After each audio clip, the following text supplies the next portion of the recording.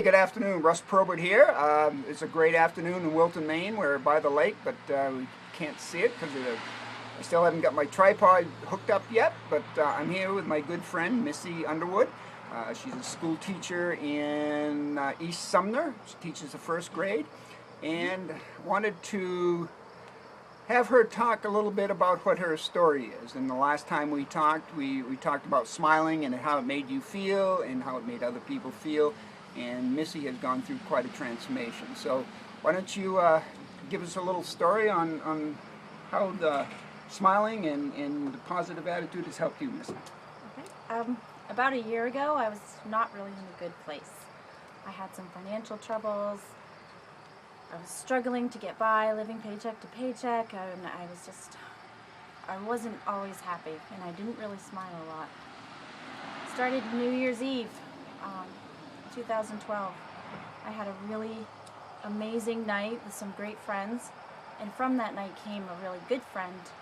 Her name is Miranda, and we started saying hello and texting every day, and that's how it got started for me. Just I had someone connecting in with me every day, and from that point on I just started feeling happy. I felt this change going on in myself.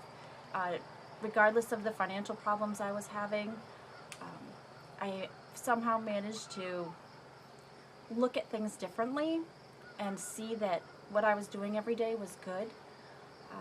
I went and purchased a copy of the book by Rhonda Byrne called The Power. I had actually meant Who suggested? I don't know. I had meant to buy The Secret, which I had seen the movie, but when I went to the bookstore it wasn't there, so I opted for The Power. And as I was reading this book, I realized that a lot of the things that I already thought, that I already knew, other people believed in too, and that they worked. From that point, I had already purchased a gratitude journal from when I had seen the movie The Secret. And this gratitude journal was taking the time to be thankful for the things in your life. So I started every morning, and I'd have to get up early to do this, and I get up pretty early because I have to be at school pretty early. But How did that set your day off? Did it feel good starting off by being grateful? yes, absolutely. Yeah, I had to sit down and think of 10 things that I was grateful for. And it ranged from, I had suggestions from people like, be happy, be grateful for the money that I have. Even though I was going through financial difficulties, I was grateful for all the money that people have given to me in the past, because if you think about it, people give you money your whole life. You know, your Grammy sends you $5 in the card. You know, I went to college, you know, I got scholarships, all the money that I've been given. And to be grateful for that, and be grateful for the money that I did have to spend on my kids and to spend on the things that I wanted to do. And as I became more grateful for money, it seemed in some ways that I was less stressed about money. I smiled more. I knew things were going to work out. And it kept going like that to the point where right now I'm financially okay.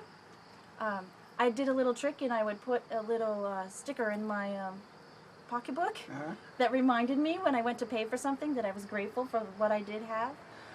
But it didn't only center around money. I was always grateful for the friends that surround me. I have amazing friends. We just became really close friends since we came back to Maine from Nevada, and she's had an amazing effect on me. And now I call her Little Miss Sunshine, and that's an appropriate name because she lights up a room when she comes in. As I read the book and started being grateful for all these things, I started taking it to my classroom as well, and the kids would see me as being happy and outgoing, and I told the kids that I loved them. You know, you don't always find that in the classroom, but I told them every day, I love you. They'd go to take a test, and I'd say, okay, I'm going to give you the power, and they'd say, what is the power? And I said, all it is love, and I'd write a little heart on their hand as they went to take some standardized test. And we made lists at the end of the school year last year of all the things that we were going to do, all the things we were thankful for, all the things we were going to do over the summer. And so they started feeling it as well. But the big thing for me was, too, this list. I had this list of all these things including skydiving. She's my partner, skydiving. She's the one in the picture. Sleeping out under the stars one night, just taking myself on trips, hiking, and then small things like just experiencing the lake. One of my favorite things to do all summer long is just to come to this lake and sit and notice everything.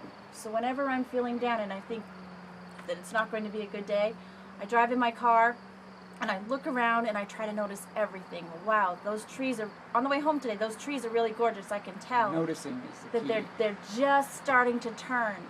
And so if I take myself out of my own mind, because we can get trapped in our own mind, if I take myself out of my mind by noticing what's going on around me and being thankful, it really just turns your whole day around, or your whole week, your whole year.